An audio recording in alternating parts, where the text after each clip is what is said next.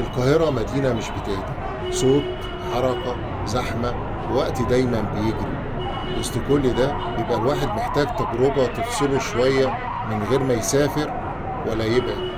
وهنا بيجي دور المطاعم العايمة في القاهرة. تجربة بسيطة في شكلها لكن مختلفة في إحساسها.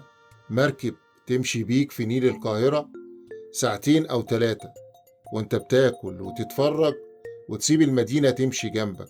في الفيديو ده مش هنتكلم عن مطعم معين، لكن عن التجربة نفسها، الأجواء، الفايبس، المناظر، وهل فعلا تستحق إنك تجربها ولا لأ. المطاعم العايمة للي مش عارف هي مراكب متحركة بتطلع في رحلات منتظمة في نيل القاهرة. الرحلة غالبا بتكون غدا أو عشاء، أوبن بوفيه، وبيبقى فيه موسيقى وعرض فني بسيط.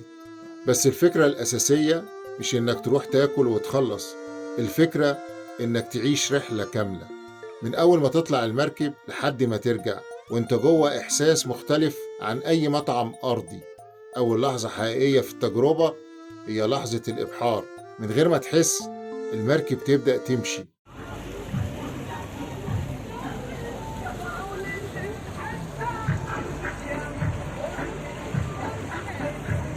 المية تتحرك والصمت يقل، تلاحظ إن الهواء أنظف، الحركة أهدى، المدينة بقت أبعد شوية.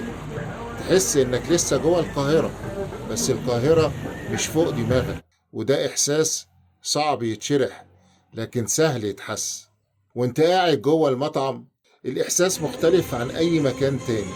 الإضاءة دافية، الحركة هادية، والوقت مش محسوب. انت مش مستعجل ولا حد مستنيك ولا زحمة بره. المركب تمشي وانت بتاكل والنيل يعدي جنبك. حتى الكلام بيبقى أهدى والضحك أريح. التجربة هنا مش صاخبة لكن مريحة. خلينا نكون واقعيين، الأكل في المطاعم العائمة مش دايما الهدف الأساسي. غالبا بيكون أوبن بوفيه وفي اختيارات متنوعة بترضي أغلب الأذواق، لكن الأكل هنا جزء من التجربة مش بطلها. البطل الحقيقي هو إنك بتاكل وإنت بتبحر وإنت بتتفرج وإنت مرتاح، وده لوحده بيغير شكل الخروجة كلها. واحد من أقوى أسباب إن التجربة دي تستحق هو المنظر. وإنت على سطح المركب أو حتى من جوه، القاهرة بتبان بشكل مختلف.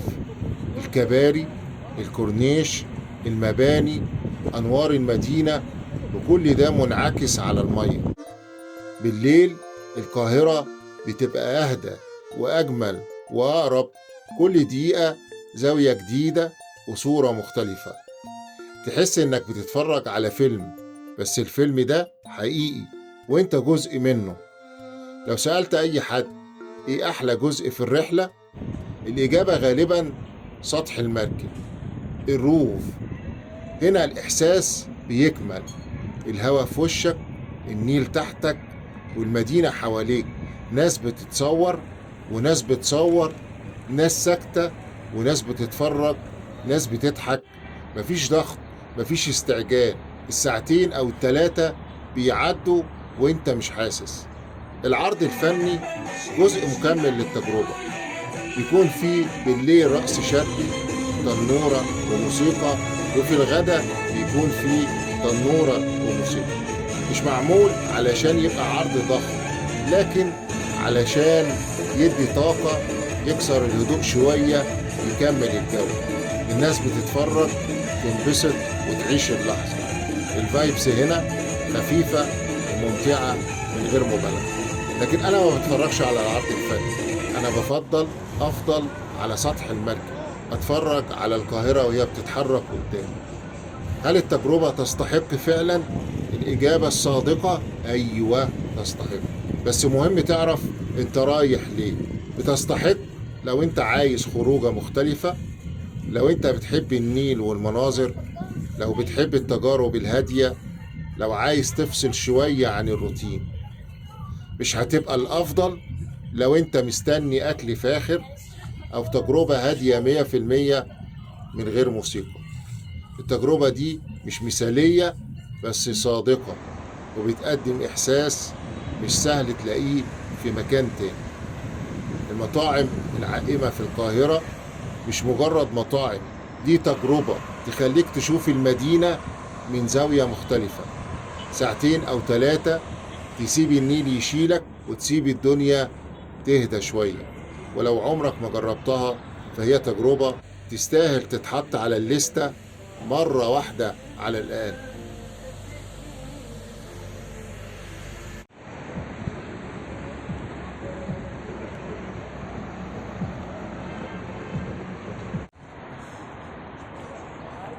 في نقطة مهمة، إن العرض الفني مش إجباري.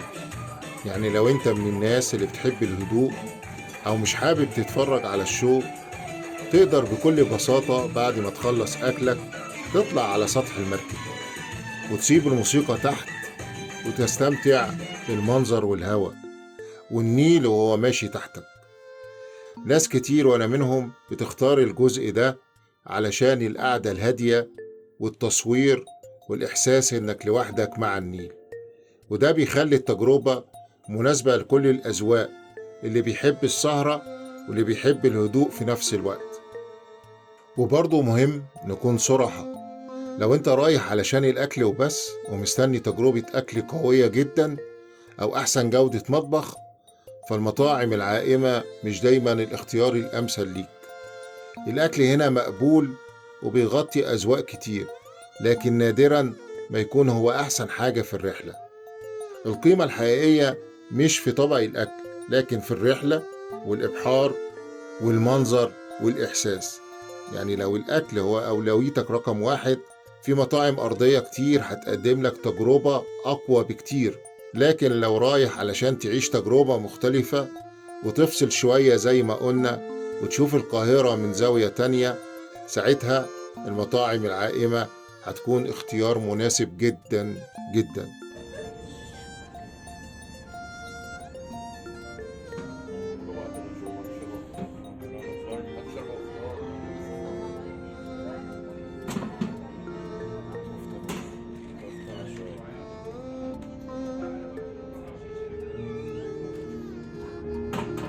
وفي الآخر، لو الفيديو عجبك وحسيت إن التجربة دي تستاهل، ما تنساش تشترك في القناة وتفعل زر الجرس، علشان في الفيديو اللي جاي هرجع أتكلم معاكم عن أفضل 5 مطاعم عائمة في نيل القاهرة، ونقارن بينهم ونشوف مين أنسب تجربة حسب ذوقك. شكرا ليكم، بحبكم وأتمنى ليكم كل الخير والسعادة. أراكم على خير، والسلام عليكم ورحمة الله وبركاته.